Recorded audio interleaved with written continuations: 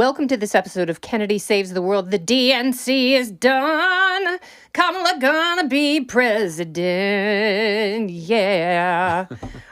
So we were in Chicago for the week, and it was just a love fest. There was so much joy. I had to bring Jimmy Failla in to process just some of my joyful emotions. I've actually seen you spontaneously burst into song this week because you're just teeming with it. So much It's like joy. if you eat too much meat on a Sunday, sometimes you sweat. It's just in your pores, and I'm here for you. I got the joy sweats, Jim. You got the joy sweats. You got to hydrate. You got to hydrate. I enjoyed being on this side of it. I know you were there, and that's wonderful. But I watched it, and that was my question for you: was it any less absurd in the arena? And I think your answer is no, right? Because it was so absurd watching it at home. Yeah, it was one of those things. It's very interesting because everyone there knew it was fake. Everyone there knew the joy, like the gravitas, like Kamala's, new bona fides, like all that stuff was completely manufactured, literally crafted out of thin air by some marketing people. Yeah.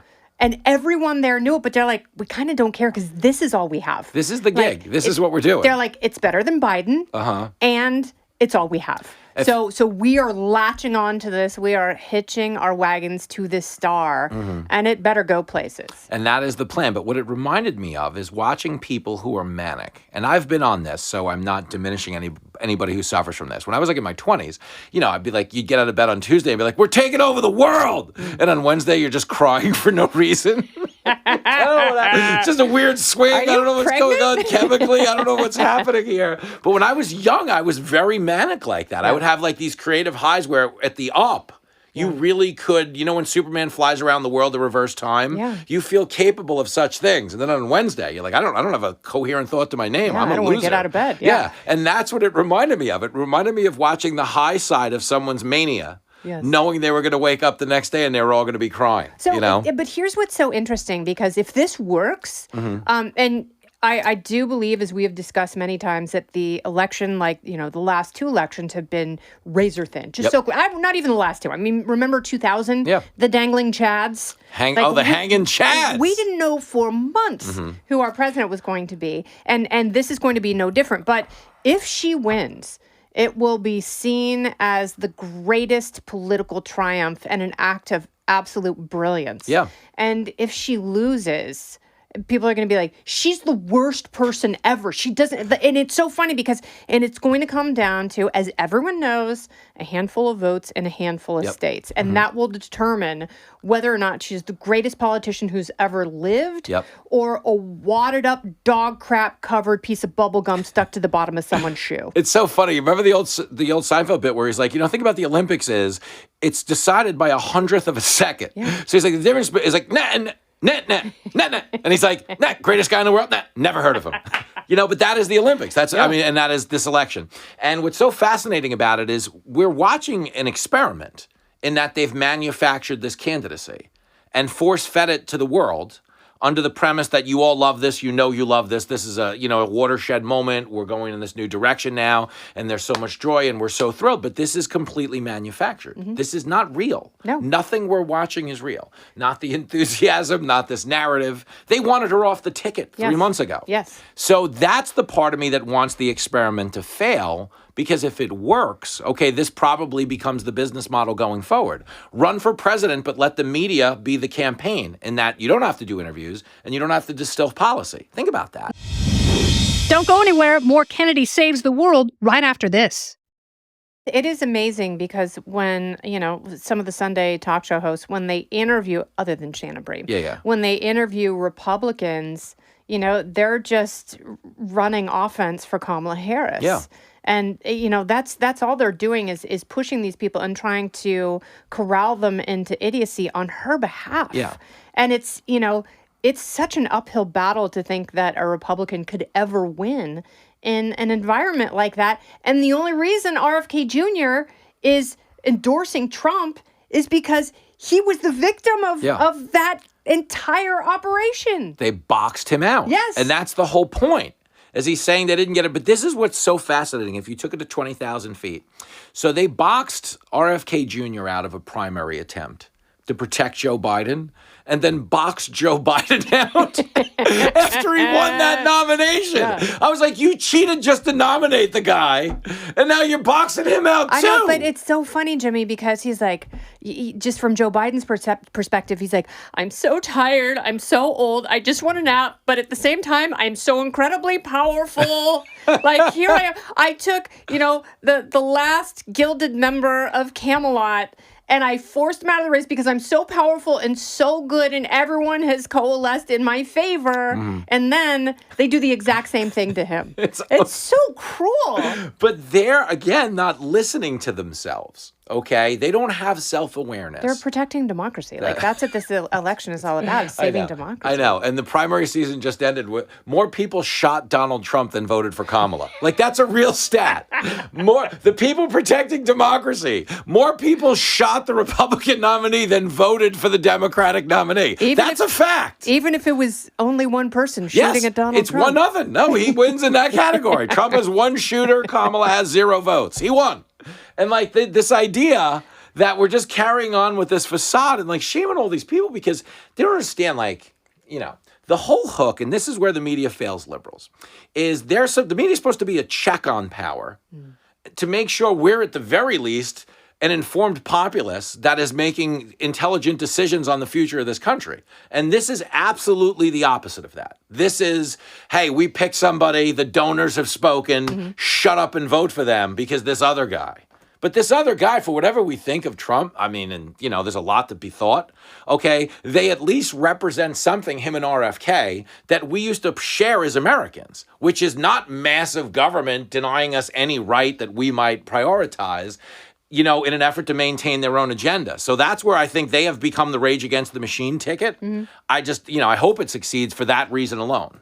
Well, you and Gavin Newsom, I think he wants Trump to win so bad. Because if he's the most interesting person in the Democrat Party right now. It's not Kamala Harris. No. It's not any of her handlers. It's not Nancy Pelosi. Because her career, she knows her career is done. Like, she's rich. She's making fun. Stock trades based on insider information. Big cash. And you can tell me otherwise, but you can see the evidence for yourself based on her trades and earning like $5 million in 1 week. And then what happens policy-wise a few weeks later that directly benefits the companies that she invests in. Very interesting. That's wild. But Gavin Newsom's still the most interesting person because if she wins, he's host. Yeah, it's just lost his... Because she either gets 2 terms or she's so bad, a Republican ticket gets 2 terms. So that's like 12 years without him. He's not going to be governor of California anymore. I don't know what he does. Yeah, where he would go for relevance, because he wouldn't have it the same way as a senator, I don't believe. No. And here's the other issue, and this is where I saw the crack.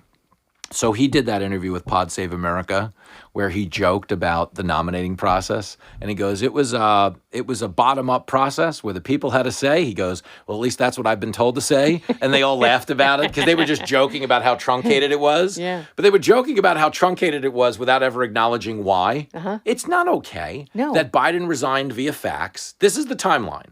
So Biden resigns via fax. The Obamas jump right in with God love you, Joe. We look forward to an open and honest nominating process where we pick the right nominee. And another fax comes out a minute later from Biden being like, oh, yeah, I endorse Kamala. Yeah. And everybody was like, damn. Yeah. And then they just went with it. There's nothing they can do at that point. Nope. Because at that point, if you go against a sitting president's endorsement, you are sexist and racist. Yes. So what, we can't have the black woman run things? Yeah. And that was that. Yep. And so to RFK's point, that is how nominees are being chosen now, which means that's how they were chosen when Biden was on the ticket. It's like, this is what we want. Shut up. Yeah. And that's what we got. Is that what we're going to do? Is that what happens? Does she win? If she wins, that's the future of the country. I mean, right now, the betting odds, as you know, are the only things I prioritize. Yeah. Have her as she's favored by 1/10 of a point. Okay, which is minuscule. But as we were discussing on my Saturday night show, if there is a clear favorite, they usually win. But we don't have a clear favorite. Okay, Hillary was a 9-point favorite. Yes, at this point. But see, people forget that. I mean, there were some polls where she was up by double digits. Yeah. And she was ahead in Florida and Michigan and Pennsylvania, at least by a point. And there were only 2 people here at Fox who were telling me, like, Trump's going to win. And they were big Trump fans. Yeah. So I'm like, oh, what I must doubt it it. be like to love someone so much that you really believe in them?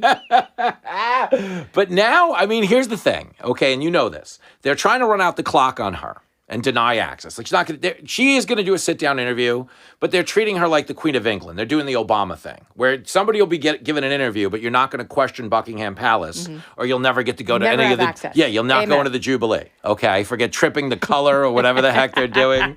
You know, the Queen's going to get on a balcony and fart rubies, and you're not going to be there. No rubies for you. Nope. So she's going to do a nice sit-down interview. I don't doubt that that'll come at some point, but they are trying to run out the clock and do the vibes thing. The vibes, it's a failing election. But the truth is that really can only appeal to people doing well.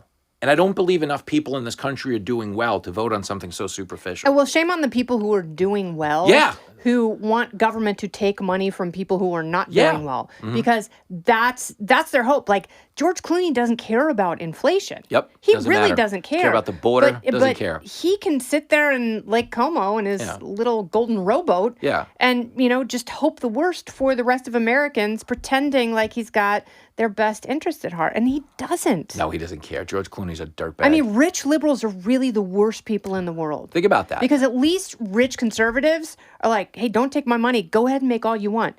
Like, I will never stand in your way. Yeah, like, they are the most live and let live people in the world. Just keep your hands off my stash. Keep your hands to yourself. Remember that song? The Georgia Satellites, I believe. It always goes musical. But last point for me then on Clooney, okay, just so people understand what a dirtbag he's been in this process. So Clooney, of course, wrote that op-ed calling on Biden to step aside for a younger nominee, okay? But there's 2 significant things that happened before then. One is, we all know, is the fundraiser. Yep. Okay, where he took in the $35 million.